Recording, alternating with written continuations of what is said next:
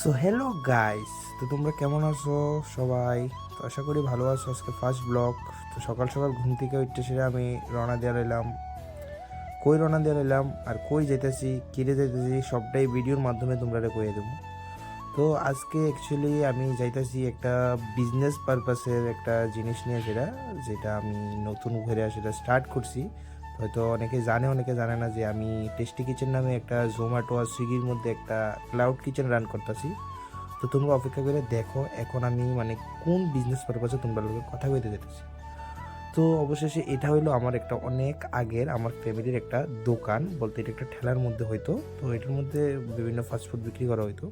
তো হঠাৎ করে সেটা ইদানিংয়ে মা অবাক হইতেছে যে এই দোকানটার মধ্যে নাকি তারা, আমি যেহেতু ক্লাউড কিচেন চালাই, এখান থেকে তারা দম বিরিয়ানি এখানে বিক্রি করব, তাও মাত্র যাতে সবাই অ্যাফোর্ড করতে পারে এমন একটা রেটে এখানে দম বিরিয়ানি বিক্রি করা হইব। অনলি 60 রুপিস, অনলি 60 রুপিস এখানে দম বিরিয়ানি বিক্রি করা হইব।